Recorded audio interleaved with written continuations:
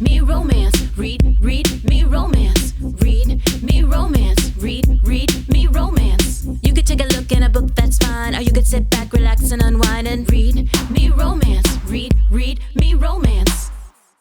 Welcome back, lady listeners. Welcome back, lady listeners. Welcome. It's a brand new week, and we have Kate Tinley with Margo and the Captain. And I said this last week, but it's such a fun cover. It's so summery and vibrant, and I'm just super excited to have this. And the tag for the blurb on this is 4 curvy best friends set out on a pleasure cruise that ends with each of them shipwrecked with a captain, a professor, a first mate, and a billionaire. Can true love save the day? You got me. I'm hooked. Kate Tinley, I'm hooked. So we're going to talk about Kate and all her awesome stuff in just a few minutes. And before that, we're going to catch up. You and I were talking about tropes and stuff before, and I actually pulled up something, and it's a trope, this or that. And I wish I don't know how to do this other than I feel like I could answer these for you. I feel like I know you well enough, and I know what you're going to answer. So, but let's do a trope, this or that, and I'm going to see which one you pick. Okay. Okay. All right. So maybe I should ask it, and then should I say which one I think you're going to say first, and then you answer? Yeah. Or should we both just answer what we would prefer? What do you think? It doesn't matter to me. All right, let's just go. We're going to free ball it. Okay, series or standalone? I'm going to say for you a standalone. Yes.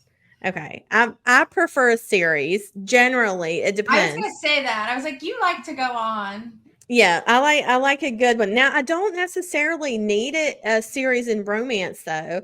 I like standalones and romances. But if it's like a really good like mystery series or like thriller or something, like, oh yeah, like bring me in. Or like paranormal.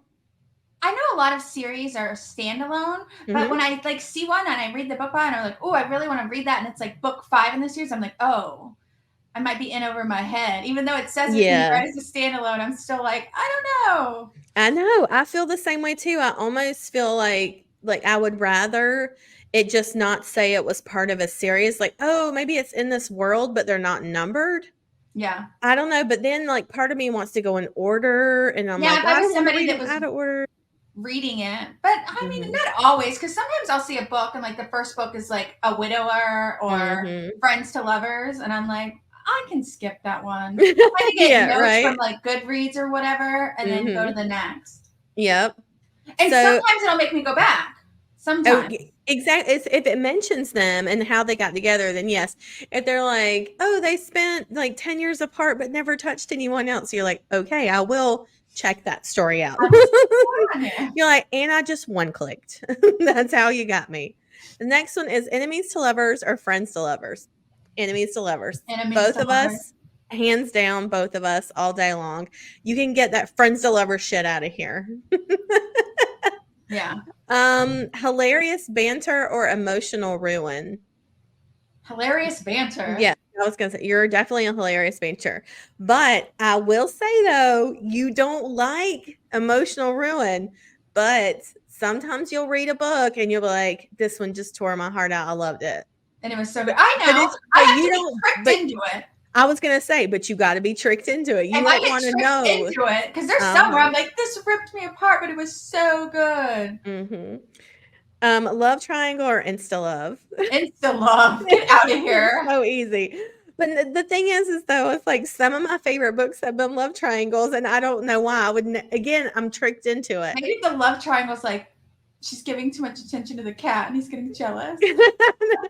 I'm like, it's okay that 2 men are fighting over her. Like, yes. If you tell me it's 2 men fighting over her, it's when it's 2 girls. I'm like, I can maybe do 2 guys. I don't know.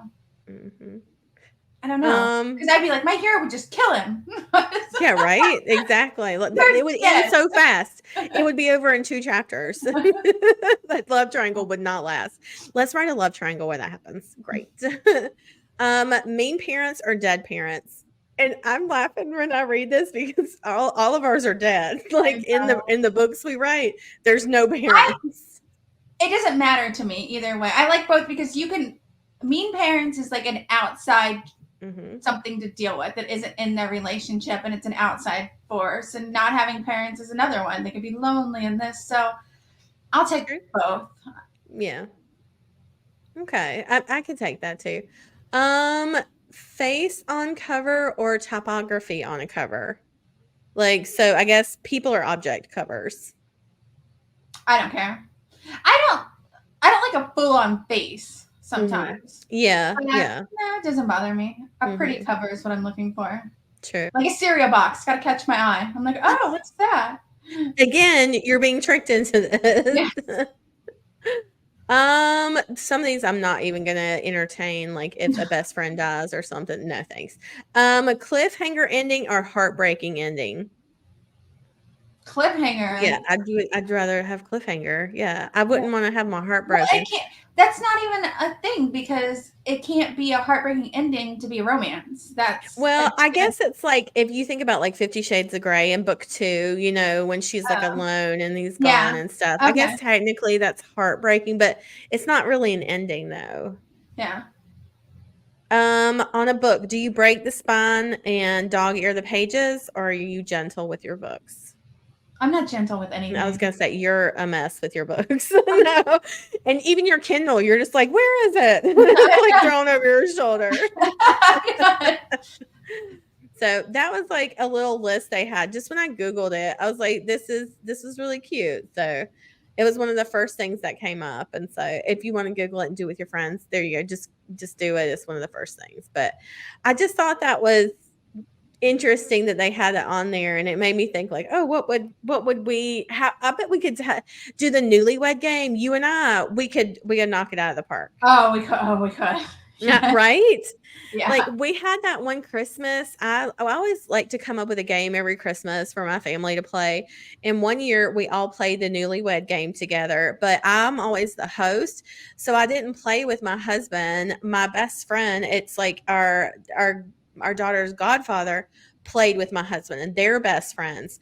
And so like it was two men playing as like husband and husband, but they were just friends, not married. They won it because they knew so much about each other, and they got all the right answers on it, and they ended up winning it. Like they beat my parents at the time, and like my siblings and their spouses. I was like, man, you guys like knocked it out of the park with this. But I guess when you know somebody like that, it just makes it easy. But yeah. We were talking about earlier about books we were reading, and I had to go through my Audible because somebody had read, suggested I read another Frida McFadden book. I had read one that I talked about a while ago. It's called The Teacher, and it was really good. It was just on the charts. I kept seeing it on Amazon. It kept getting recommended to me, and I was like, I'll just try it. I had like a credit or something, and I was like, fuck it, I'll just listen to it. And I like the narrator's voice. And so it had a really good twist right at the end that I didn't see coming, and it was really, really good. And so a friend of mine has read a ton of Frida McFadden and was like, oh, you need to go read The Housemaid. So I downloaded it. I read it. I cannot tell you about this book. She told me, and I was told Mel. Listen, I told Mel before we recorded, because not only have I read the first book, I'm halfway through the second book called The Housemaid's Secret. There are so many good twists in this that I just gasped. I got chills. Like it's not romance at all. But if you do want something that's like mystery, suspense, thriller, fucked up, it's even her just good. Giving me clip notes, I gasped. I was like, "Holy shit, that's I know good." You really went like you gasped like when I told you. I was like, "That's a good turn." I was like, I know, I gotta tell somebody. That's a hell of a pivot. Let's go. I'm not going to spoil this one at all, but if you haven't read it and you want something good, that's a good one. So I mean, it's got like 10,000 reviews on Amazon. So you've probably seen it around. Just, hey, lady listener to lady listener, it's a buy. All right. That's a good one. So just wanted to mention those that I did finish. And I also listened to last week's episode of Read Me Romance. It was, hold on, I'm sorry, I'm like having a complete loss of brain functions right now while I'm reading this. Guilty Pleasures by Kate Nolan. If you haven't, go back and listen to last week's audiobook too. It's so good. It's really cute. I told you guys I was gonna love it because they were like pen pals and she went to Scotland to meet him in person, and it's just, oh, it's so cute, and it was just sweet and She spicy. has And so many books and so oh many my in God, audio, and there's so so many many in free audio. books too. I was like, come to mama. This is great. We put up the free books link in here so you guys can see them. She Yeah, like puts it's all really, the first books in the series free and stuff. yeah, and she gave us the audio and just let us play it. So that was just really awesome of her too, that she had already like paid to do production, everything on it, and just let us play it for free. So it was really sweet. But it's a fantastic audiobook. So I finished that one too. That was really good. Those are my ones I've been on lately. And also, for some reason, I don't know why, but I got back into doing like the Wordle. Do you know, like during COVID, everybody was doing the Wordle of the day where you had to like figure out what the word was. Yeah, I don't know Celia does why, it like all the time. It's hard. it's hard sometimes. It was hard today. But it's on the New York Times has an app for their games. And so like I've been going on there every day and like trying to figure it out. And they have a couple of other games on there too that I'm a little bit obsessed with. And one of them is they give you, I think it's 16 words, and you have to make 4 groups of 4. Is that right? 4, 8, 6. Yeah, 16. So they give you 16 words on a grid, and 4 of them connect in some way. You have to figure out what it is, like how 4 groups of 4 connect. Okay. So like as you're looking at the grid, and that one's one of my favorite things because it really is like a strategy, kind of like a puzzle you're sort of figuring out. Yeah. But Kevin and I were talking, and I said, the reason I don't like doing the New York Times, the crossword, or the USA Today crossword, I don't like doing those anymore.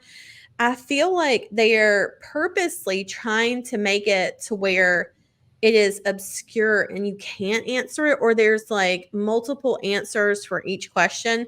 I mean, the more you do crosswords, the better you get at them, but I would much prefer like a Sudoku or a strategy game or something that's based on math and numbers, where I know that it's not as subjective as a clue in a crossword puzzle. So I don't know, for whatever reason, this New York Times app with the Wordle has gotten me, and I'm hooked. Yours like on the fancy games. I played the Royal Match one, where you probably see so many ads for with the kid, where you like you're trying to save the king before he drowns.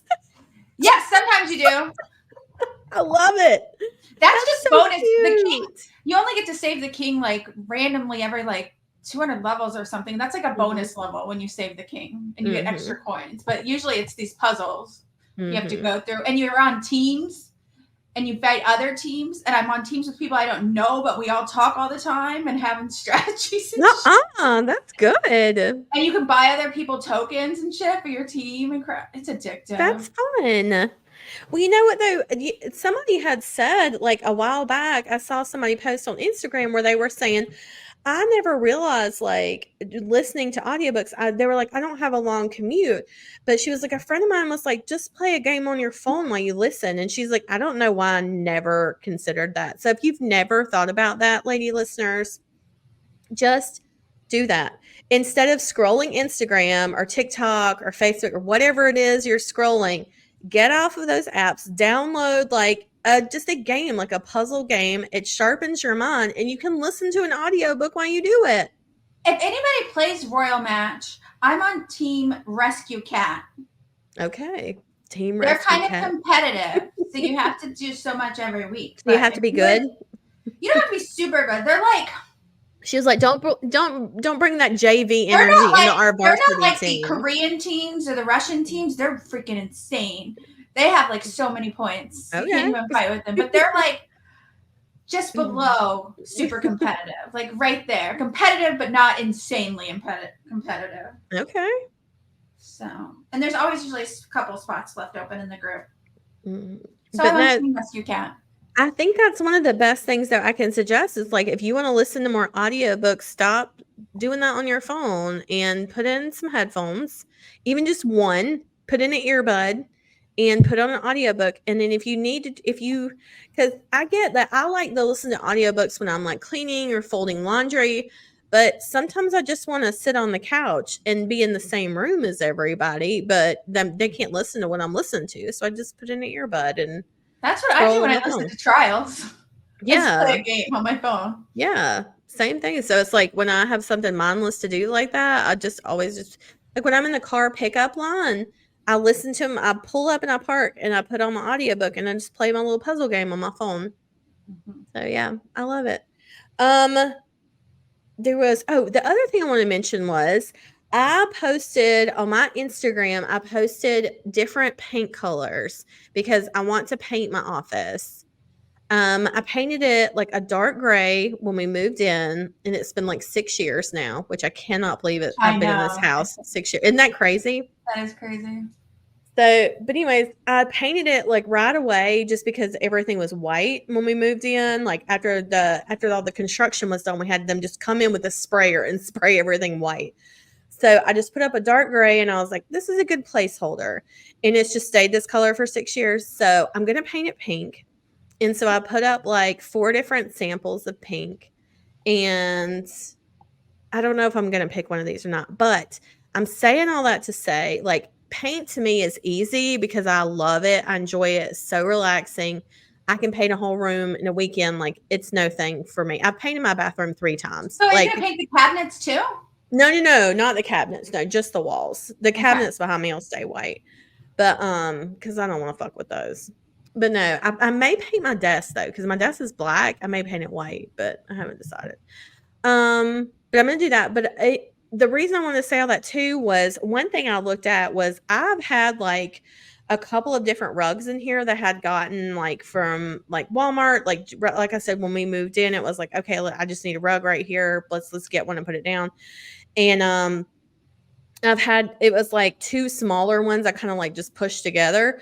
And so I was looking at like how I wanted to redesign my office. And I was like, okay, like let's see if I can do this. Let me look at Pinterest and see if I can just DIY my office.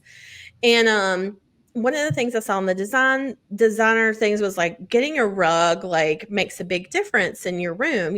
Like it will anchor your space. It can add like a big pop of color. Like it can really change your space and make it feel different. I think that's what I want is like my office to feel like more feminine and stuff like that. And but I found a rug on Wayfair. I actually saw this because the author Stacey Hart, she was redoing her office and she posted up a before and after picture and she had this gorgeous rug and she was like, girl, I got it off Wayfair like dirt cheap. So I went on there and I got this huge ass rug and I'll share a picture of it. But it's like a 9x12. This thing is giant. And it was like $180. They have some good deals on there. I know and if you've never bought a rug, that is fucking cheap as shit for a rug.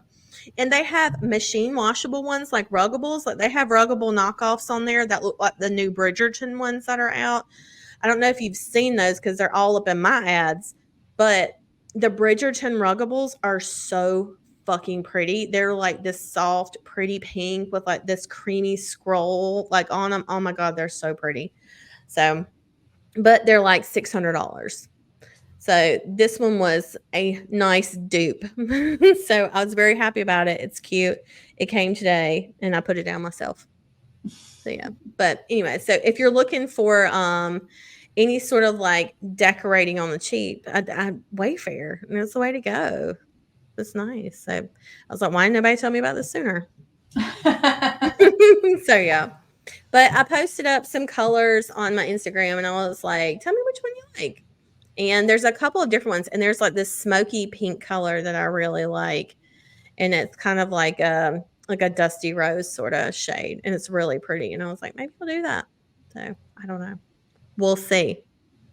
I know your old office was pink. Uh-huh. Is it still pink downstairs or have you had it painted since? No, it's still pink. Mm-hmm. I'm not doing anything until these kids kind of get shifted around. Yeah, I don't know what Isabel's doing, if she's staying. Because if she moves out for college, then I'm flipping all the rooms around again. Oh, really? Yeah. So what are you doing? hold out. Because then Peyton would go downstairs because there's like a huge living room and a bedroom. Oh, that's and a in the big bathroom. basement. Yeah. Okay. Yeah. And then Yeah. I would go to Peyton's giant room. Yeah, Peyton's because room it's used to be way 2 bigger than that one. rooms, and a wall was knocked out. So it's one big room. And I was like, I'm going to turn it into an office closet. Oh, that's a good idea. So it's going to be like with shelves and have your favorite stuff out on shelves. And oh my so I God, was like, that'd I'm be going to so completely pretty. redo all of that. Yeah. So I was like, I'm just waiting because I need new carpet. Mm-hmm. Like, To just do it all at once. Yeah. All at once of whatever it's going to be. But it's probably going to be a few years. I'm just waiting it out. I think that's what I'm like, our house, we haven't done anything to it since we moved in. And, I actually talked with my therapist about this last week because I was like, I recognize that I am controlling the things I can control, that I'm digging my heels into that. So like I painted my bathroom. Yeah. Like weekend before last or whenever it was, like I painted it because I was like, I know that I can control this. So, and there's things out of my control right now. So this makes me feel better. And she was like, well, as long as it's not destructive, she was like, there's a lot of, really God, bad ways that this could go. So at least she was like, I just look at it as constructive. You're getting projects done around your house. So I was like, okay. I mean, that's a really good point. I haven't thought about it, but I've been kind of doing that too. With everything going down in my family and stuff. Yeah, I started working back out again and eating right. And that's something you can control. Yeah. And discipline and when you do it and kind of thing. Yeah, you focus on taking care of yourself in that way, then yeah, it's because that's something you can control. And that's what she said. She was like, as long as this is not like becoming a compulsion and it's not manifesting in a negative way, she was like, I don't see anything wrong with you painting a room in your house to make you feel like you have a semblance of control. And I was like, good, because I'm painting another one. But guess what? We've moved from the bathroom to my office. So, but people like had made comments or whatever when I said, oh, I'm going to paint it pink. And they were like, a couple of people were like, pink, really? Like, what about blah, blah, blah? And I was like, paint is one of the cheapest things to me. Like, yeah, I can get 2 cans of paint and spend, 2 days painting this room. And that's it. That's all it cost me was the time to do it and the little bit of paint and supplies. And I'm like, that's the easiest change to me. I would rather do that than anything.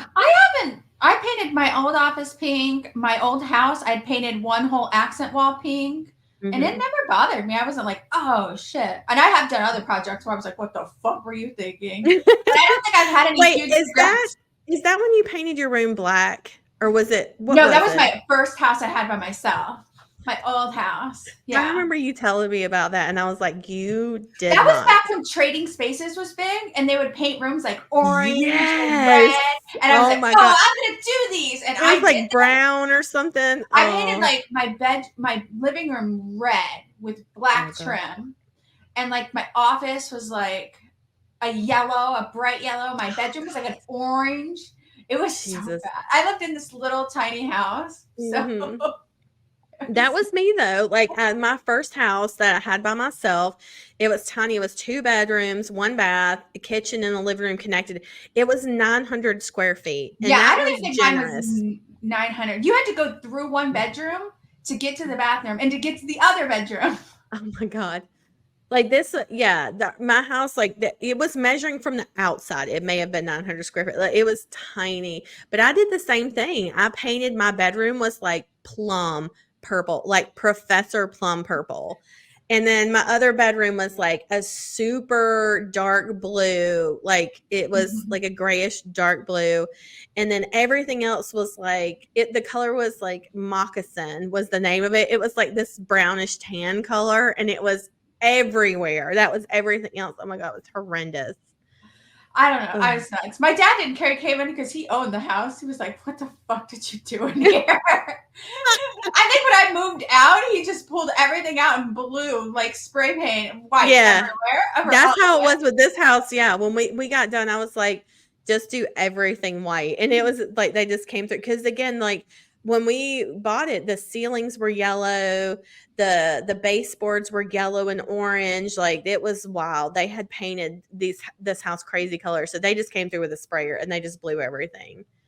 And it was the same way. So But yeah, no. So That house I'm is gonna. still in the family. Now that I'm thinking about it, I remember my grandma lived there, and then I lived there, and now my Uncle Dave is there. This little ass house. That's so cute though. It was a great house. Like the first house I lived in was awesome. And I ended up my parents actually bought it from me when I got ready to sell it. When I got married to Kevin. Well, we bought a house together and then we got married and moved. And I was gonna sell my house, and my parents were like, "We'll buy it." And so they ended up buying it and they rented it out. Like they used it as a rental property for a long time My because it dad was bought such a it. great house. My dad bought it like 35 years ago Oh for wow. like 20 grand. Mm-hmm. That's So you got the crazy. use out of that damn house. Yeah, no shit. There's everybody that's lived in it. Go in and Yeah. sign your name on the wall.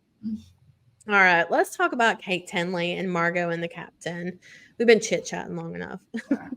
Kate Tinley is the Amazon best-selling author of more than 100 steamy short romances. A Midwest girl whose heart is in the mountains, her stories almost always include a curvy heroine finding true love and a happily ever after with a mountain man or firefighter. When she isn't looking up pictures of bearded men in flannel shirts, all for research, of course, Kate can be found curled up with one of her cats in front of a fake fireplace, pretending she's in a cabin. I love her. It's so cute. The book you're about to listen to is Margo and the Captain. Margo and the Captain is the first story in the Falling Overboard with You series. The other 3 stories feature Margo's besties and the men they are shipwrecked with, a professor, the first mate, and the secret billionaire. Kate Tinley's newest release is Out of the Woods. It's the first story in a new Mountain Man romance series, and her new How to Marry a Mountain Man series is up for pre-order with the first story out in May. Her giveaway this week is a signed paperback of Falling Overboard with You, the complete series. I love that. And then she's got a reader book on Facebook group that's called Kate Tinley's Mountain Man Fan Club if you want to know more about her upcoming releases and what she's got going on. But you can also follow her on Instagram and TikTok at Kate Tinley. That's Kateti. I think it's Tilney, author. So make sure you do that. I just want to make sure I spelled that right. Hold on. Let me pause 1 second. What time is it? Before I forget. Okay, hold on. I want to look this up and make sure I'm saying her name right.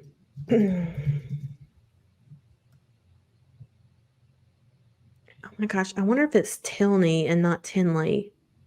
I thought Tinley because I think of Tinsley. I know, but it's actually spelled Tilney,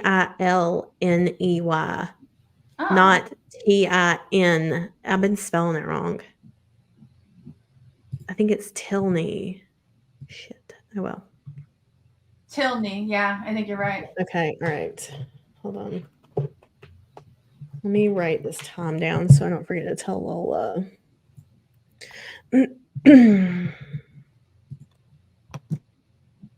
Okay. I believe that, let's see. And she has a Facebook reader group called Kate, and I think it's actually pronounced Tilney. I think I've been saying Tinley this whole time, but I think it's pronounced Tilney. Her Facebook group is called Kate Tilney's Mountain Fan Club. That you can go on and find out about more good stuff from her new releases, and what she's got going on behind the scenes. And you can also find her on Instagram and TikTok at Kate, Kate, Tilney, Tilney, author. So make sure you check that out. And I'm so sorry, I completely have pronounced her name wrong up until now. So I just want to correct all that. So Margo and the Captain, Kate Tilney, that's what you're about to listen to now. I'm going to read you the blurb for that. Margo, when one of my best friends gets ditched at the altar, we turn her would-be honeymoon into a girls' week. On our first day in the Caribbean, we book an afternoon cruise under the capable hands of the brooding Captain Jack. But when a freak storm strikes out, our yachts wreck. We're separated and stranded. I land on a small deserted island with only Captain Jack. Despite our differences, we'll have to work together if we're going to get off this island. But he can be so brooding and tough. It's a good thing he's also sexy. Jack, my military career gave me all the action and adventure I could ever want. Now that I'm retired, all I want is a peaceful life on my yacht. When disaster strikes, my boat goes down. I'm left on an island with nothing but the clothes on my back and one of the beautiful passengers. Though we clash at first, I'm thrilled with an overpowering need to keep her safe. I'll do whatever it takes to get her off the island, even if it puts duty before pleasure. Shipwrecked Beach Babes is a steamy short romance series with 4 BBW and the men they're stranded with on deserted Caribbean islands. Read this collection if you love LOL adventure, beach romance, and guaranteed happily ever after, no cheating. I absolutely love that. So, like I said, check out Kate Tinley's newest release is Out of the Woods. That's out now, and it's like I said, it's the first story in her new Mountain Man romance series. And then up for pre-order right now, it is How to Marry a Mountain Man series. She's got the newest one up for that. So that's coming out in May. Make sure you check all that. We'll have it all down in the show notes as well. So, all right, let's send them in. Let's do it. See you guys on the other side. Bye. This is Margo and the Captain, Falling Overboard with You, Book 1, by Kate Tinley. Read for you by Allison Voller. Prologue. Margo. The SOS messages come back to back to back. I'm just pulling a sheet of cheese puffs out of the oven, so it takes me a moment to ditch my oven mitts and grab my phone. The first is from one of my best friends, Avery. Jay just called off the wedding. Georgia is crushed. My heart sinks. Oh my God. Well, I never really liked her fiancé. She did. That's all that mattered. But now that he's called it off 2 weeks before the wedding, I'd like to punch him in the baby maker. The next message is from our fellow BFF, Court. We're calling an emergency girls' night. Need sustenance. And the final is from the bride herself. I just want to crawl into a tub of carbs and cry. Well, I can help them all there. I type a quick message in our group thread. I just pulled cheese puffs out of the oven, and I can have a batch of brownies ready in 20 minutes. We're all huddled around plates of cheese puffs and brownies half an hour later. The worst part is the honeymoon, Georgia sobs. My parents rented us a bungalow down in St. Thomas, and it's non-refundable. I perk up. The Virgin Islands? Wiping away her tears, she nods. The American side? She hiccups. Yep. Oh, this is interesting. I mean, it's terrible. My best friend's heart is broken. But she has a 2-week bungalow rental on a tropical island. And I, for one, would love to get the heck out of town for a couple of weeks. Crazy idea. What if we turned your honeymoon into a girls' trip? Georgia's eyes go wide. You'd do that? Court thrusts her fist in the air. Hell yeah! I'm in serious need of a vacation fling. As opposed to your regular flings? Avery asks, dodging before she gets an elbow to the ribs. I'm definitely there. I'll tell the temp agency I'm unavailable for a couple of weeks. We all turn to Avery. 1 year out of law school, she's working her ass off to impress the partners at her firm. Unfortunately, it's all but killed her social life. I have a bit of vacation. I could maybe go for a week. Perfect. I'm practically bursting with excitement. Let's do this, ladies. Georgia perks up and plucks the 5-carat engagement ring off of her finger. Once I sell this thing, I'm getting us all first-class tickets to St. Thomas, and I'm booking us an afternoon on a yacht for our first day in paradise. That's too generous, I say. I insist. Well then, I hold up a glass of wine. To paradise. 4 glasses clink together. To paradise. Chapter 1. Margo. Leaning against the railing at the front of the boat, I hold out my arms. Over my shoulder, I call out to my friends, I'm flying, Jack! Better be careful saying that, Avery says, leaning next to me. Why's that? Our captain is named Jack.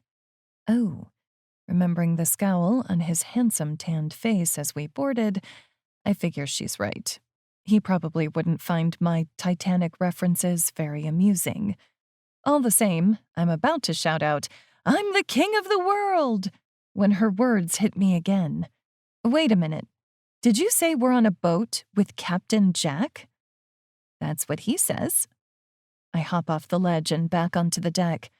Arching my neck, I look toward the wheel thingy where he's steering the boat, or yacht. I'll admit, I don't really know the difference. From his post, he's still scowling. At me. Yeah, Avery was right. He didn't find my stunt funny at all. He doesn't look like a Captain Jack. Avery rolls her eyes. What? Do you expect him to have long hair and eyeliner? Now that she mentions it, I do wonder how he'd look with eyeliner. He's so clean-shaven. He'd look like a teenager going through a phase instead of Johnny Depp. Plus, with his rigid posture and firm jaw, he's more like a soldier than a pirate. Pity. This is a booze cruise, after all. We should all loosen up a little.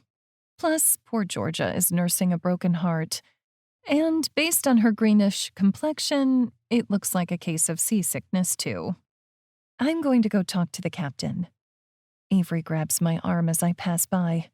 Please tell me you're not going to ask if he has eyeliner. No way. And you swear you won't ask him to paint you like one of his French girls? The line is actually draw me, not paint me. But please, I know the difference between movies and real life. I roll my eyes.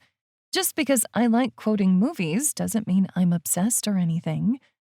I'm going to ask if he has anything to help with nausea. I shake a thumb toward Georgia, and Avery nods in understanding. She picks up her book.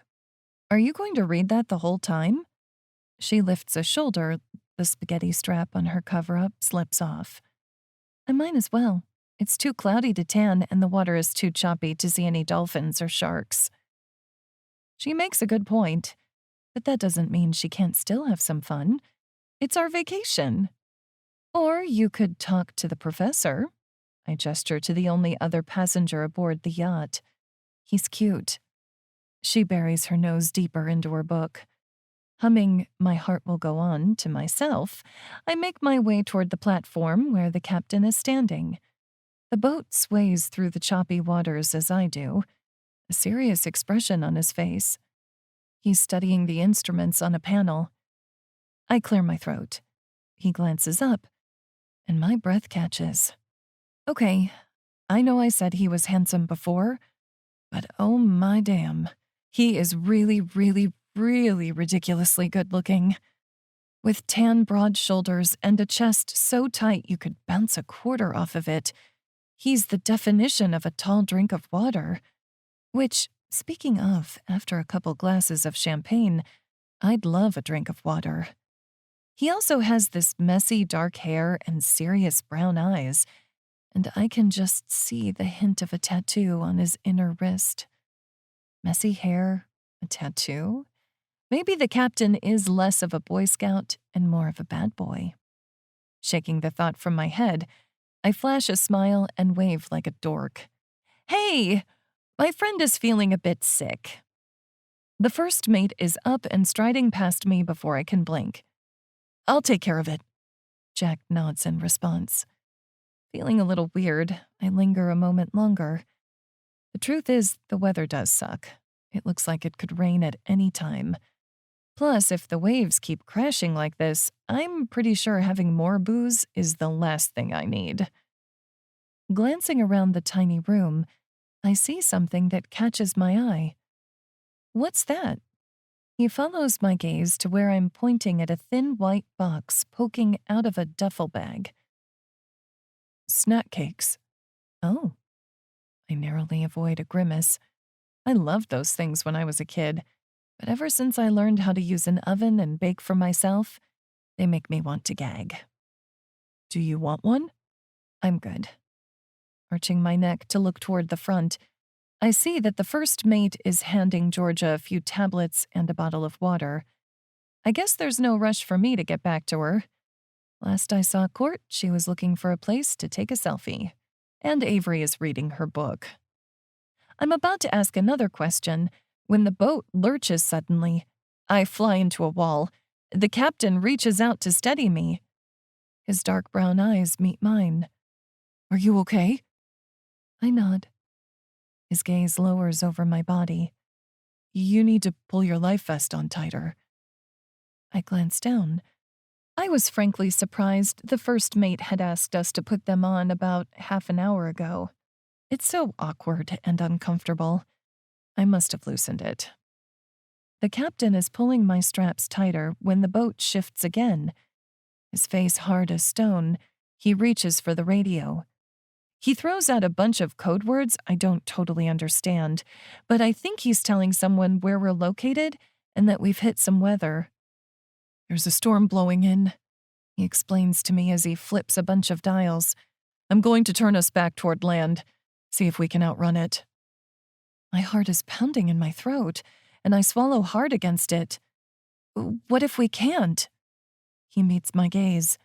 Before he can answer, the boat shifts again, harder this time. I go flying back. And then, I don't see or hear anything. Chapter 2. Jack. I come to with my face buried in the sand. A few feet away, there's a beautiful woman with curves for days. What the hell? Am I having that sex on the beach dream again? Blinking a few times, I push myself upright, wincing a little at the ache in my muscles. I quickly look over my body and find I'm no worse for the wear, minus a couple of bruises and scratches. Dozens of images come to mind. I clutch my head while I piece them together. The last thing I remember is placing a distress call. We'd come upon an unexpected storm that hadn't been in any of the forecasts or on the radar. The waves must have capsized the vessel. There's a dull sickness in the pit of my stomach. Based on the washed-up boards, my boat is gone. I put my whole life savings into it after I finished my service with the army. Now it's gone. Where are the passengers? Palms sweating and heart racing, I try to keep the fear at bay while I go into action. I kneel next to the woman. It's the same beauty who'd been standing beside me when things had taken a turn. I give her a quick check, ignoring how quickly my body reacts to the touch of her smooth skin. Now is not the time for my dick to take charge. Besides, it could just be a battle boner. I used to get those once in a while when things got tense during deployment. Like me, she has a few cuts and scrapes. She's breathing regularly. Sighing in relief, I lean back on my heels. She really is a stunner. With a mess of blonde curls sticking to her shoulders, her skin is smooth. I bet it tastes sweet, too. The dress she's wearing clings to her curves, showing off just how full her tits and thighs are. My dick twitches again. This time, I know it has nothing to do with fear. I give her a little shake, and she stirs awake. Her eyes go wide, and she bolts up. Where are we? It looks like we've washed ashore. I swallow hard, a wave of guilt shooting through me. I think the storm must have capsized the boat. She doesn't need to know it's probably completely destroyed, or that I'm not sure where the rest of the passengers are. Glancing around her, she gasps. Where are my friends? Okay, so she figured that out on her own. I'm not sure yet. I need to go scope out the rest of the beach. I give her shoulders an awkward pat. The good news is that everyone was wearing life jackets. Checking my watch, I note it's only been 30 minutes. Based on the GPS coordinates on the display, I don't think we could have landed too far from where I made the distress call. She's staring at me cautiously. So, what now? Do we gather food? Food? Right now? You know, she glances around her. If we can get a couple of coconuts and maybe catch some shrimp, I have a really great recipe for coconut shrimp. Okay, she's off her rockers. Maybe she hit her head. Gripping her chin, I study her clear, light blue eyes. My breath hitches a little, but I release her chin. Nope, it doesn't look like she has a concussion. Maybe she just swallowed too much water. I'm going to start a couple of fires. Smart, she nods. We'll need them to make the shrimp. I roll my eyes heavenward. She's obsessed with the shrimp. She's going to be disappointed to find out you can't just stick your hand in the water and pick up shrimp. The fires will signal anyone who comes looking. Her mouth forms an O. I'm also going to walk up the coast to see if anyone else is here. I try to ignore the pitch in my gut at the thought that anyone on board might not have survived. What should I do? Really, I'd like to tell her to stay put and work on her tan, but already she doesn't seem like the sit-still type. There's some debris that washed up around us. I gesture down the beach. Maybe you can find some supplies or anything that could be used to make a shelter. Nodding, she thrusts out her hand. I'm Margo, by the way. My hand takes hers, sending a jolt of electricity through me. Jack. Nice to meet you. Releasing my hand, she pushes herself up and runs off. Shaking my head, I get to my feet as well. While I gather some rocks to make a bed for the fire, I'm relieved to see there are plenty of fruit trees. I might be able to do some kind of fishing, but plants will be easier to come by if we're stuck here a few days. They'll also give us some hydration, which could be a problem on the island. Putting my military training to work, I start the first fire and move down the beach. I cast a quick glance over my shoulder. Margo is busy making piles. I wonder if she's found anything worth saving. As I walk farther away, I notice there are a couple of other islands within view. They're not close enough to reach by swimming, but I'd guess we're on one of the smaller uninhabited islands that are part of the Virgin Islands. Hopefully, my first mate, Bodhi, is doing the same thing I'm doing right now. If he is, I'll be able to see his smoke signal before long. I hope the rest of the bachelorette party is okay. I've just lit my second fire when screams pierce my thoughts. Margo! Heart pounding, I drop the flint and take off running. I hope I get there in time. Chapter 3. Margo. Standing on the tallest boulder I can find, I scream again. This time, Jack comes running. He pauses a few feet away and frowns. What the hell's wrong with you? I'm being attacked. Just saying the words sends a fresh shiver of terror through me. By what? I point at the sand. His eyes follow the direction and he shakes his head. That's what you're freaked out about? Crabs? How can he be so cavalier? Those crabs are going to snap his toes any minute too. He leans over and plucks one up. This guy is a pretty good size. He grabs another too. Do you think your coconut shrimp recipe can be modified for crabs? I purse my lips together. Are you making fun of me? Of course not. He grabs the third crab without so much as blinking. But it's nice to know we have dinner lined up. I stay perched on the boulder while Jack goes to work doing something with the crabs.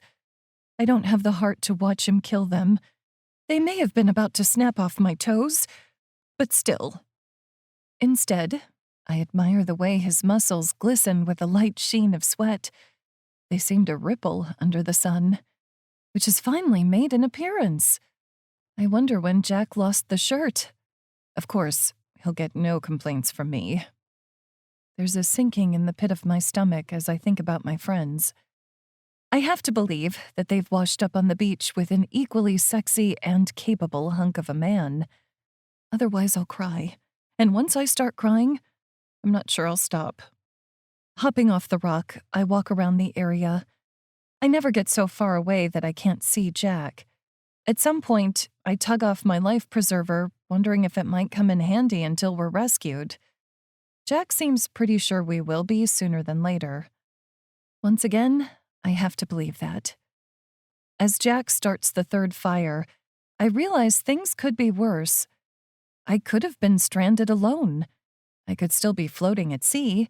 I could be... well, it's best not to go there. With an armful of coconuts and an assortment of fruits I've picked, I drop them next to the crabs and wince. "Do you know how to cook those?" I ask. He shrugs. "Make a spit?"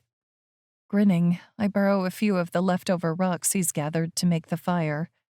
"Actually, we can put these on top of the flame and cook on those." He arches an eyebrow. "Are you actually some kind of survivalist goddess?" I chuckle. "No, I just saw this on a cooking show once upon a time." Though in that show, they'd been on a beach by choice, not because a freak storm had tossed them overboard. He cracks a grin, and I drop a rock. "You do smile." His frown is back. Of course I smile. Could have fooled me. We haven't exactly had much to smile about. In case you haven't noticed, my boat just went down. You didn't smile on the boat either. He pulls a face at that. "Yeah, well, I'll be honest. Bachelorette parties aren't my favorite." "And why's that?" "Someone almost always pukes." He grimaces. "And do you know how gross it is mopping up puke?" I wince. Okay, that's fair. While we weren't exactly having a bachelorette party, he's probably right. One or all of us might have puked. He nods toward my pile of fruit. "What do you have there?" "I figured we could have some side dishes for the crabs you murdered." He chuckles, and again, I'm struck dumb. When he smiles, he has the most adorable dimple in his chin. Somehow it makes him look even more dangerous and more appealing. His brow furrows, and he reaches out his hand. I freeze as he pushes a lock of curls from my face. "You had something in your hair." I nod, still staring at him with bated breath. His gaze drops to my lips. I lick my lower lip without meaning. There's a flicker in his eyes. I lift my chin as he lowers his head. Our mouths are a breath apart when he jumps up. "Look!" He grabs me by the shoulders and turns me to face one of the nearby islands. I squint my eyes, not seeing anything. "What am I looking for?" "The smoke. Don't you see it?" Wiping my eyes with the heels of my hands, I stare again. This time I see it. The faint hint rope of smoke going into the air. My stomach does a somersault. "Does that mean we're not the only ones who made it?" He gives my shoulders a gentle squeeze, and a ripple of excitement rolls down my spine. My eyes fill with unshed tears. They're not from sadness or fear. They are hope. Jack. As the sun lowers in the west, I crack one of the crab legs open and lift it to my mouth. From across the fire, Margo watches me. It's impossible to miss her anxiousness.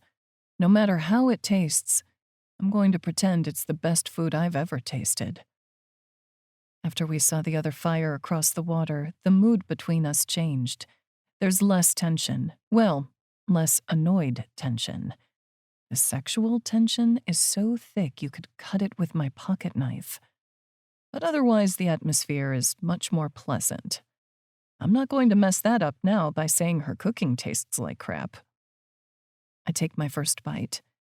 A mixture of sweet and savory flavors fills my mouth. My eyes widen.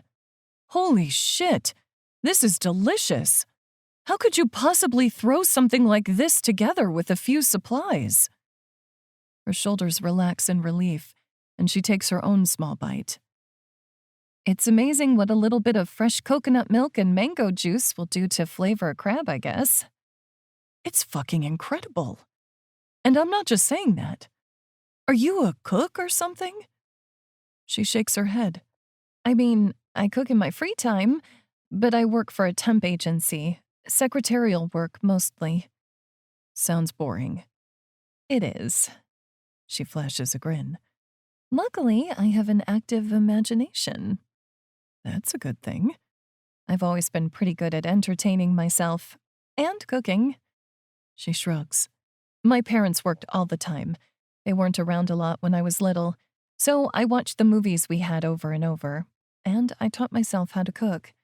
Every time I pulled something out of the oven, it made me feel happy somehow. Which would explain why she was so fixated on finding food the second we woke up here. Cooking was how she self-coped as a kid. She needed to get cooking to keep herself from freaking out. Sounds lonely. It wasn't all bad. I learned to go with the flow. And how to make a killer coconut shrimp. She grins at that. It really is good. If it's anything like this sauce you made for the crab, I believe you. We continue to devour our food. As I go for my second set of crab legs, I shake my head again in amazement. I have to say, this is probably the best meal I've eaten in months. What do you usually eat? I basically can't turn on a stove without starting a small fire. I catch her snicker at that. So I mostly stick to things like boxed mac and cheese, microwave dinners, snack cakes. Junk food. Pretty much. My lip twitches. It breaks my mama's heart. She's a great cook, too. So are my sisters. And you? I'm pretty good at tying knots and climbing walls. I shrug. I learned a lot in the army. Just not how to cook. An army guy? I knew it. She points at the tattoo on my wrist. Is that for your unit? I nod.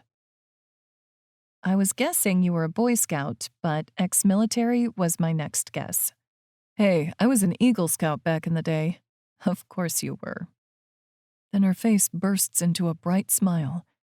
I blink, feeling a little dazzled. She really is a gorgeous woman, and a good cook. If I'm not careful, I'm going to fall in love with her.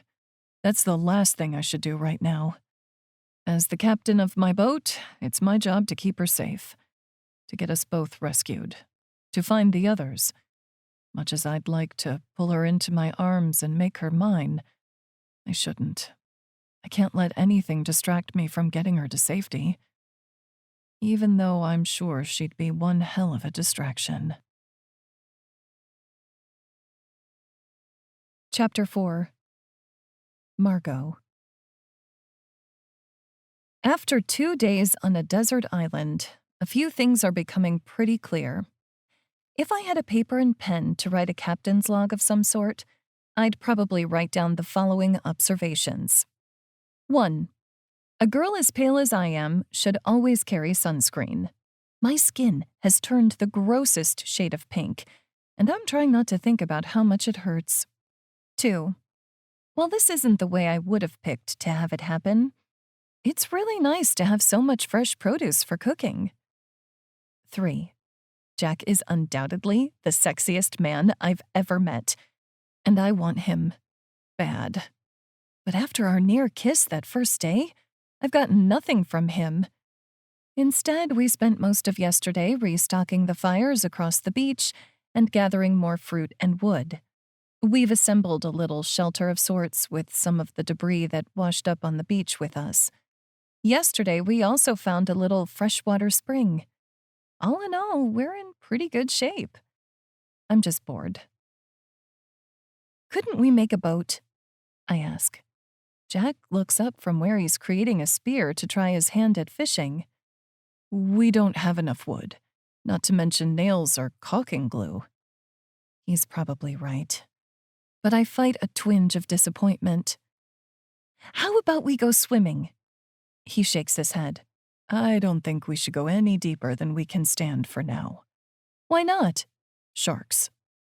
My eyes go wide. But I'm still not ready to give up on a little entertainment. Are sharks really that bad? He pauses in his work and stares at me. What do you have that's dangerous back home? Sometimes we get bears. And what makes them so dangerous? I launch into an explanation about how they really aren't that dangerous, unless you upset them, but how I'd still probably crap my pants if I came face to face with one. He gives a short nod. Sharks are the bears of the sea. A giggle bubbles out of me. Wait, did you just make a joke? His lip twitches. Maybe. I knew it! I knew you couldn't always be a fun hater. There's hope for you yet. It might have been a joke, but I meant what I said. Sharks aren't anything to mess with, especially not when we don't have any way to treat injuries. I blanch at that. Looking around at everything we've salvaged during the past 48 hours, I point at a large door that came from God knows where. Couldn't we use that door as a raft? He glances at it. We wouldn't fit on it. Sure we would. Jumping to my feet, I grab his hands and force him to stand. Dragging him over to the door, I order him to sit. He eyes me suspiciously. Trust me, after watching Titanic a million times, I've spent hours thinking about how two people could fit on a door. Shaking his head at me, Jack sprawls out on the door. I settle on it too, my toes next to his head, elbowing his leg aside. See? We both fit. But not necessarily on the water. I raise myself up on my elbows. Trust me, if Jack and Rose could have fit on that tiny-ass door in the middle of the ocean, Jack and Margo can fit on this big-ass door in a little bit of water. I really don't know what you're talking about. My eyes go wide. You've seen Titanic. Everyone has. I did, once. I start to lower myself back down, but I fell asleep halfway through. Gasping in outrage, I turn and shove with all my might until he rolls off the door and into the sand. He pushes himself up on his hands and knees. There's a dangerous yet playful spark in his eyes. Oh, it's on.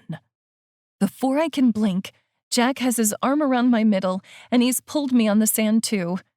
We roll back and forth across the sand, each of us trying to pin the other. He's much better at it than I am, of course, but he pretends to let me have the upper hand every once in a while. I finally give up, letting him pin me. I can't breathe properly anymore because I'm laughing so hard. As our chests rise up and down, I see how easy it would be to lean up and kiss him. He must realize that too, because he rolls off of me and onto the sand. But I don't feel rejected. No, I know he wants me to. I could feel just how much he did a moment ago, when our bodies were pressed against each other. I bite back a grin. Maybe there really is hope for him yet. Jack. I stare at the pitch-black sky waiting for sleep to come. Only it won't. For one, Margo's body is pressed up against my hip.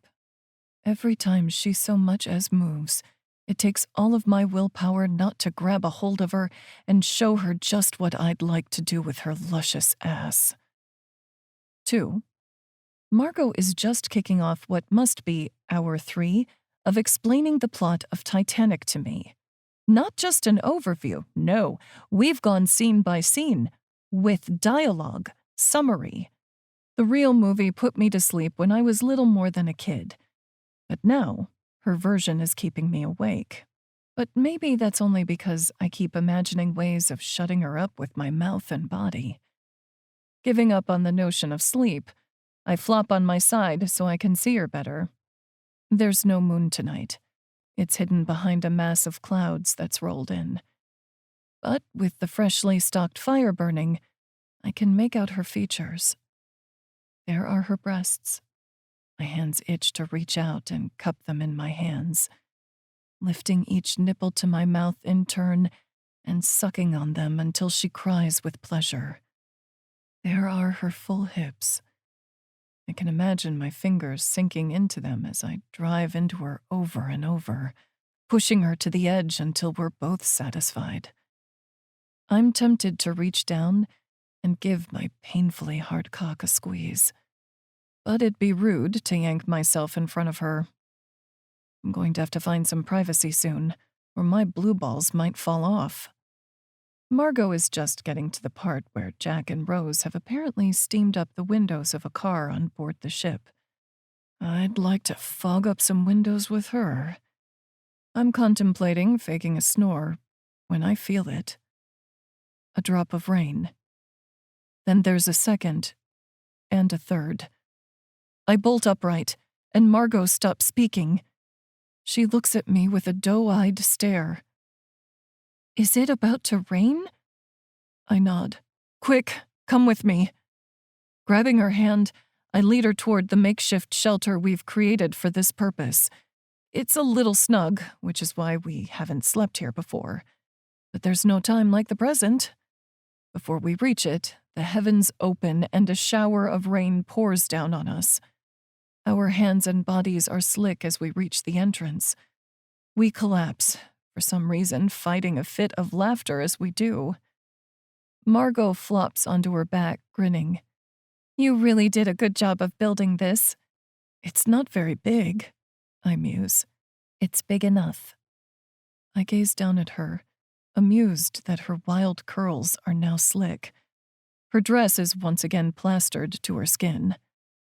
Swallowing hard, I can't resist reaching forward to brush the hair from her face. As I do, she turns her lips to press against the palm of my hand. The raging desire hits me like lightning. Only this time, I can't hold back. I can't contain the desire pulsing through every inch of my body. My fingers dive into her hair, and I lower myself onto her. She slides her hands over my shoulders to the back of my neck, drawing me closer. Our mouths meet like a clap of thunder. Her lips are so full, so soft. They open to mine, inviting me in to drink my fill. My heart pounds in my chest as our tongues connect. With a groan, I move to my side, bringing her with me, so I can explore her body with my free hand. She moans as I cup one of her breasts. My thumb rubs over the peak of her nipple, and she arches toward me. It's all the invitation I need. Tearing my mouth from hers, I pull her dress over her head and toss it to the side. With a few quick tugs, the top of her swimsuit flies away too, easing her onto her back. I feast on her smooth skin hungrily as I lower my head to capture one of those nipples in my mouth. She cries out. Her fingers grip onto my wet hair as I suck, rubbing my tuff over the tip. The sounds of her pleasure stoke the fire inside of me. While I continue to suckle her, I lower one hand to the top of her swimsuit bottoms. I like that she's a woman who owns her curves. It makes it so much easier to slide my hand below the swimsuit bottoms to find her. My finger slicks through the folds of her heat. She buckles up toward me as I stroke her. Pressing my lips between her breasts, I give in to the urge to bury my face between them. 2 days of whiskers on my cheeks scrape against the smooth skin. She pulls me closer. She must like that. Though I'd love nothing more than to fuck those glorious tits.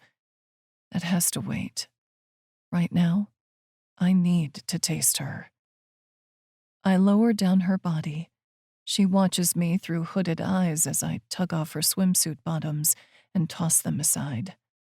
Lifting up her knees, I move between them and give her a wink before I disappear. Gripping onto her hips, my fingers sink in like I imagined.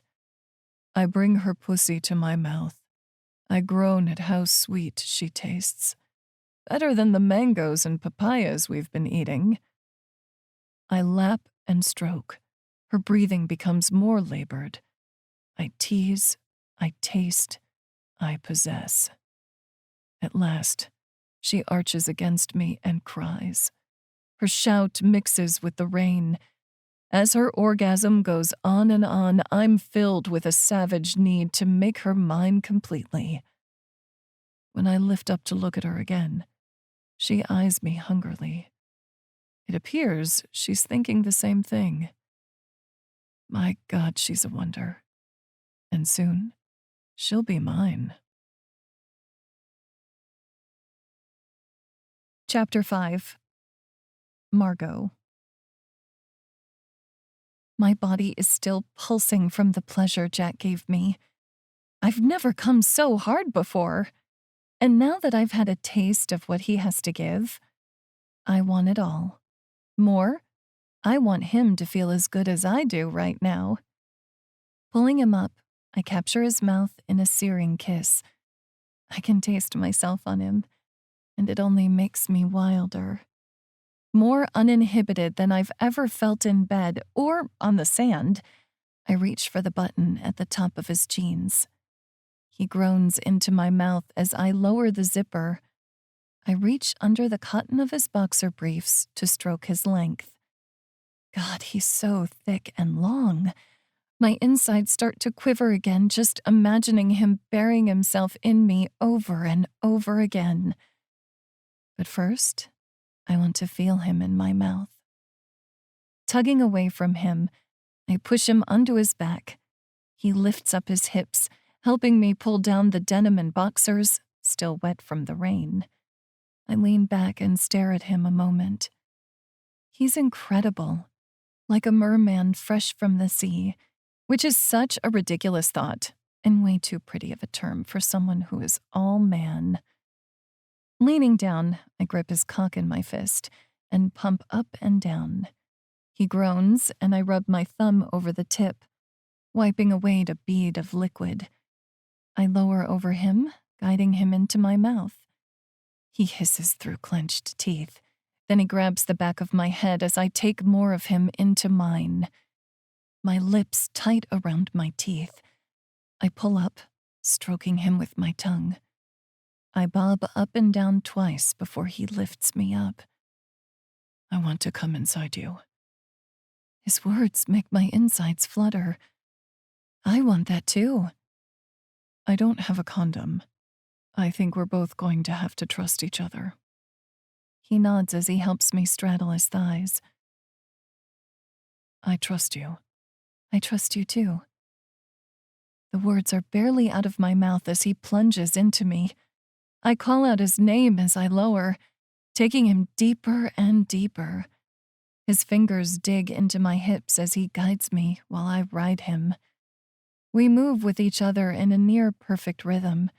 It's like our bodies were made for each other. Like I belong to him, and he belongs to me.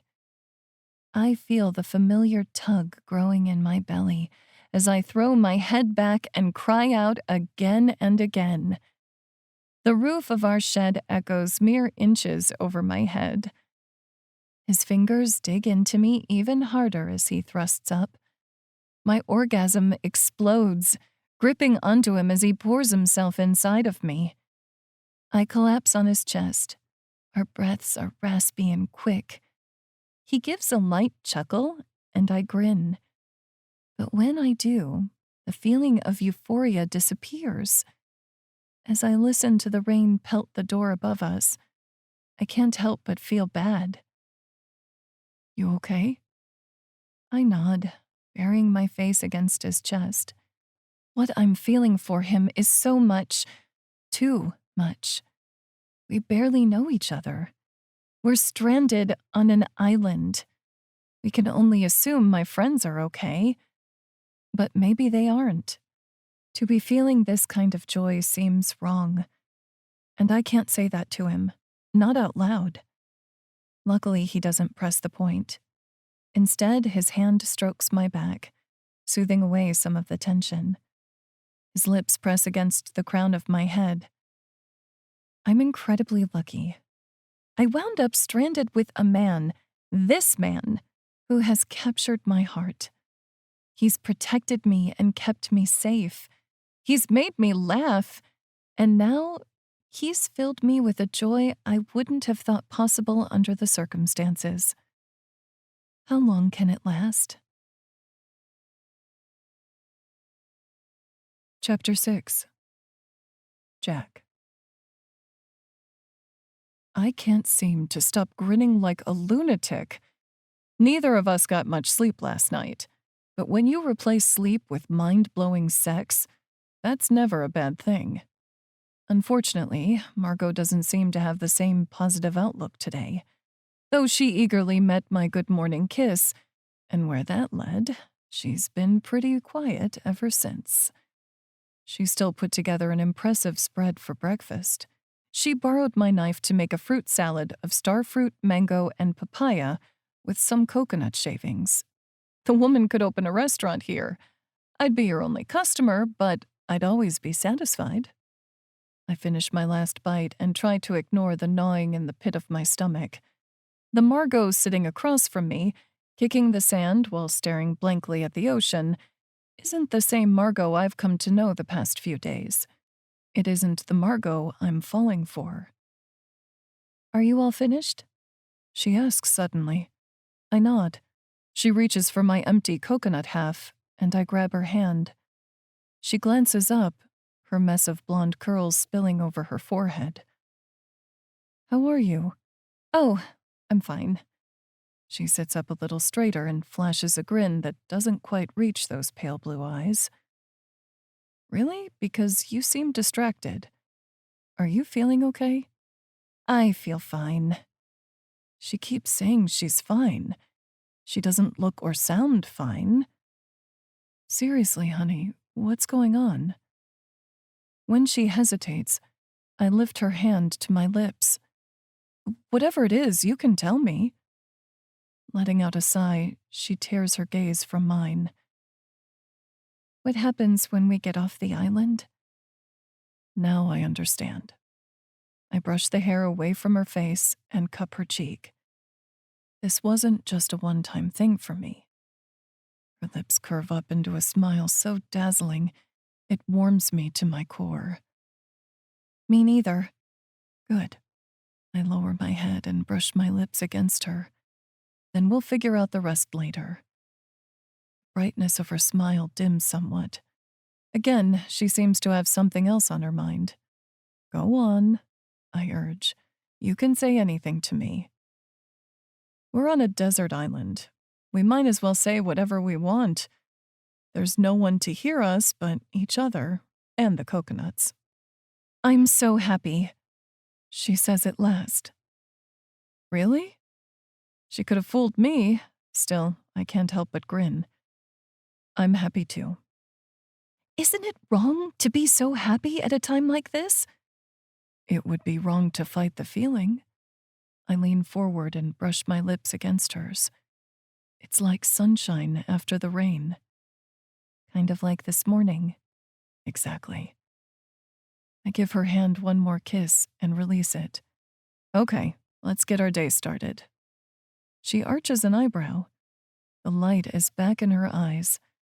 I nearly sigh in relief. "What? Do we have big plans today or something?" "Sure." I'm lying. I have no idea what else we'll do today, besides gather some more food and restock the fire. Still, I need to keep her distracted and occupied. I don't want her slipping into another funk. I snap my fingers. "I have an idea." "Oh? Remember last night when you were giving me the play-by-play of Titanic?" She snorts and covers her mouth, and her cheeks flush. God, she's adorable. Hand still over her mouth, she nods. "What was it Rose said to Jack?" Her hand drops. "You jump, I jump?" Before that, about the painting? Her eyes widen. "You mean drawing? Draw me like one of your French girls?" That's the part. Reaching down, I pull the lace from one of my discarded shoes and tie it to a seashell. I hold it up to her. "What's that supposed to be?" "I want to draw you wearing this." For a full minute, she's speechless. "Only this?" I nod. "Baby, I've seen and touched every inch of your body. Let me see it again." She chews on her lips but gives a short nod. Pushing herself to her feet, she wiggles out of her dress. When she stops there, I shake my head until she pulls off her panties too. My dick grows harder as she pulls off her swimsuit top. You're gorgeous. She glances at me over her shoulder. Her cheeks are still red, but she motions me toward her. Help me put it on? Now I'm the one who can't speak. Swallowing hard, I step up behind her as she lifts her hair. I drape the makeshift necklace around her and tie it at the nape of her neck. Before she releases her hair, I plant a kiss on her bare shoulder. I can't wait to fuck her again. Stepping back, I wait till she positions herself on the sand. So, how are you going to draw me? I pick up a stick. It's going to be more of a sketch in the sand. Now don't move, don't speak. I need to concentrate. Moving far enough away that she can't see me work, I start. For several minutes, I study her body and move my stick across the sand. Every time she arches her neck to look, I shake my head. Her lips settle into a pout I'd like to nibble on. At last, I throw my stick down and step back to survey my work. I give a nod. Okay, it's done. She dresses quickly, which seems like a waste, to be honest. When she reaches my side, she gasps. That's it? All that time and this is what you drew? Hey! I throw up my hands. I did my best. You drew a stick figure with boobs. I point at a patch between the two stick legs. I also drew your bush. Before she can object, I pull her into my arms and kiss her. She doesn't resist, but slides her hands up my chest and over my shoulders.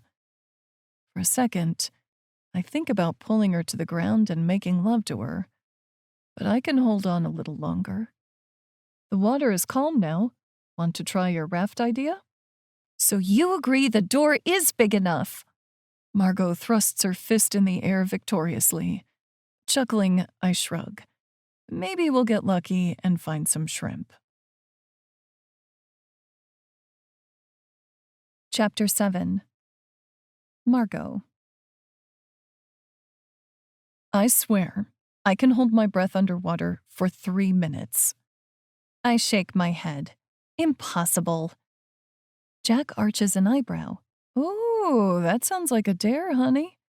Maybe it is. He pulls off his watch and wraps it around my wrist. Time me. Then, before I can hardly blink, he dives off the door and into the water. I'm shaking my head when I spot something out of the corner of my eye. A scream catches in my throat. There's no mistaking the telltale silver fin poking out of the water. It's a shark, circling the board. And Jack is below the surface, showing off. My heart pounds like a bass drum in my chest. I have to do something, otherwise he'll become chum. Fighting the ever-growing panic gnawing at my stomach, I take a deep breath. What did Jack tell me to do if I ever saw a shark? First, I should never let it out of my sight. A shark can change its path at any time, and you have to be prepared. Barely blinking, I do just that, watching the shark's tail zig and zag closer. My heart pounds even faster. What else did Jack say? Be calm. I take in another deep breath. I wish I would have taken up yoga or meditation. I might be better at self-coping that didn't include movies or food. Still, doing what might best be described as Lamaze breathing, I lean over the edge.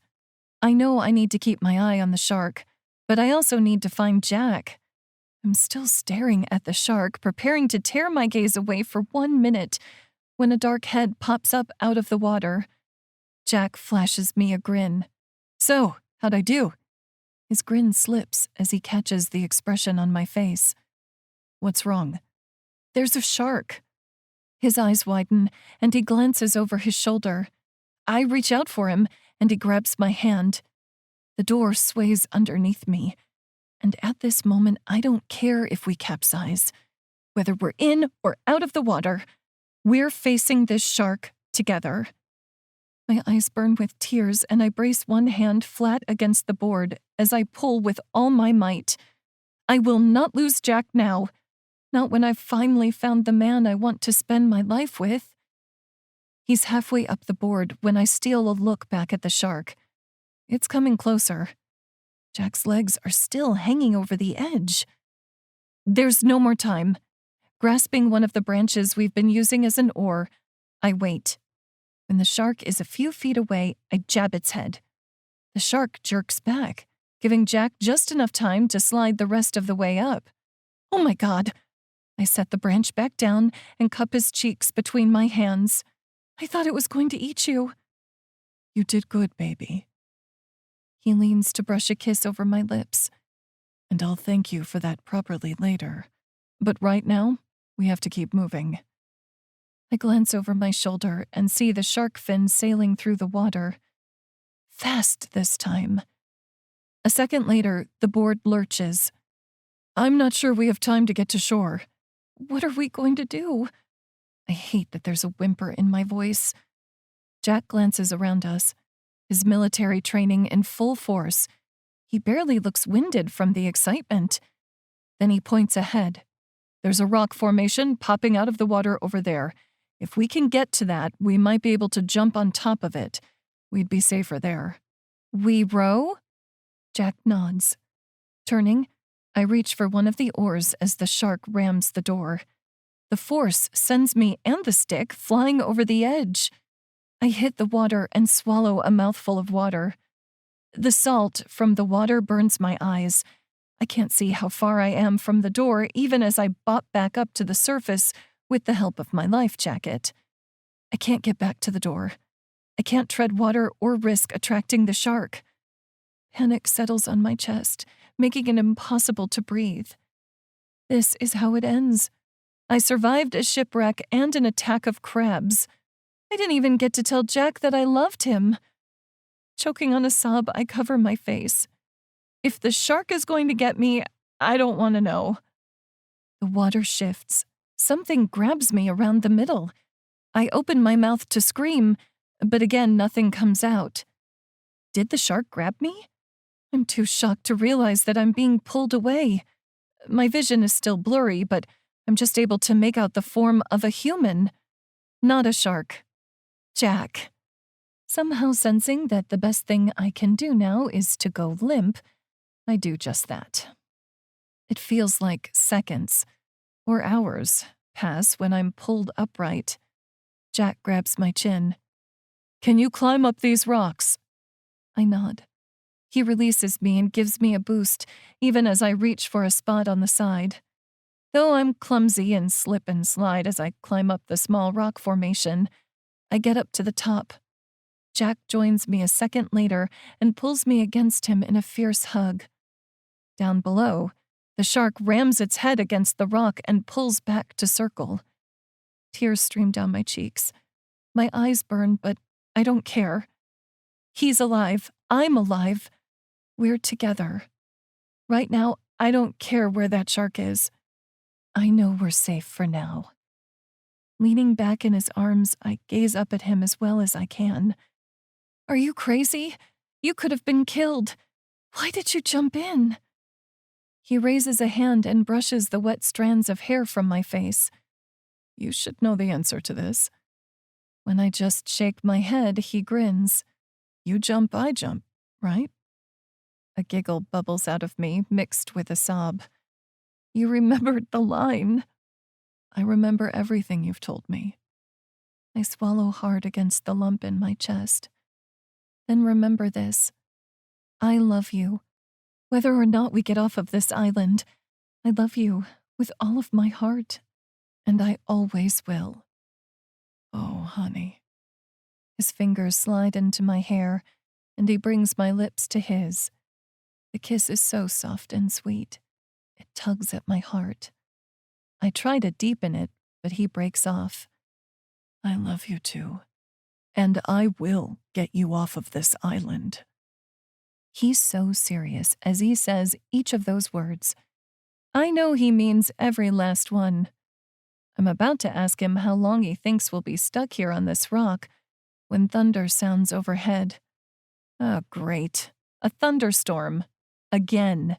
Now? We glance up, and it takes me several seconds to realize what we're seeing. It's a helicopter! We're being rescued! I told you we would get off of this island. Jack squeezes me as the helicopter lowers and a rope ladder is thrown over the side. What are you going to do when we get back on land? First, I'm going to find your friends. Next, I'll take a shower, preferably with you. It is better for the environment. I can't help but beam at him like a fool. Then I'm taking you out on a real date, anywhere you want to go. Funny, I was thinking a night in at your place could be fun. I trace a finger along the hard line of his jaw. I'll make you my coconut shrimp. I'll light some candles. That sounds like a perfect way to start a date. He kisses my nose as the ladder reaches us. It's a perfect way to start the rest of our lives together. He's right. Then again, any date would be perfect with him, as long as there aren't any sharks. Epilogue. Jack. Climbing up the steps from the bedroom below deck, I grin. My wife is sprawled out on a beach towel in a patch of sun. $20, she's passed out. Not that I blame her. At 7 months pregnant, she has to rest whenever she can. That's why we're out here on our new boat for a few days. We're taking a short baby moon, as Margo keeps calling it. That sounds like a made-up thing to me, but as long as she's happy, I'm happy. Plus, she's been extra horny lately, which makes me a very happy man. She's lying on her side with her back to me. I creep across the deck as quietly as I can, not wanting to wake her. Even if we weren't expecting, she'd still deserve a break. Margo and I made one trip back to the homeland after we were rescued. She introduced me to her parents, quit her job at the temp agency, and packed her bags. I took her to meet my family, who fell for her just as hard as I did. We've been back on the Virgin Islands since. While we built a new boat, she also opened a small cafe, cooking only with ingredients found locally. She's made quite a name for herself. There was even a feature on her on some big website back on the mainland. She says my determination rubbed off on her and made her focus. I don't know about that, but I do know I'm damn proud of her. I've been back in the charter business for a few months now. I imagine most other women would have been a bit squeamish getting back on a boat after what we went through. But not my girl. She was there with a bottle of fake champagne to christen the boat on her maiden voyage. We also christened the bed, and about half a dozen other spots on the boat on that trip. Carefully, I set down the bottle of coconut water with a pinch of ginger in it. Margo eases herself upright and gives me a sleepy grin. It looks like I just won my bet with myself. Hey, she angles her chin up expectantly. I was just dreaming about you. Dreaming about me or this? I hold up a box of snack cakes. She claps her hands excitedly before grabbing them. Though she rarely ate them before, she's been craving them most of her pregnancy. That's my baby, I guess. Her first cake is unwrapped and missing 2 giant bites before I settle next to her. Beaming at me, she holds up the other cake. Do you want it? I lean forward and take a bite, and mask a grimace. I swear this woman has been feeding me so well with her cooking, she's ruined junk food for me. You and the baby have it. Suit yourself. She starts in on the second cake. When she's licked the last of the crumbs off her fingers, she reaches her hands out at me. You want another cake? She shakes her head. But I do want some sugar. Grinning, I lean forward and she slips her hands around my shoulders to pull me in for a kiss. I start the process of making slow, sweet love to my wife. A year ago yesterday, we were strangers setting out on an afternoon cruise. A year ago today, we were shipwrecked on an island. I don't know what today, tomorrow, or the next 50 years hold for us, but I know there'll be one hell of an adventure. This has been Margo and the Captain, Falling Overboard with You, Book 1 by Kate Tinley, read for you by Allison Voller. Welcome back. Welcome back, lady listeners. Thank you so much, Kate, for bringing us Margo and the Captain this week.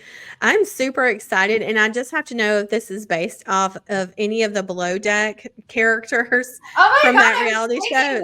I know. That's what I'm wondering, too. I'm like, okay, I'm going to need to know now.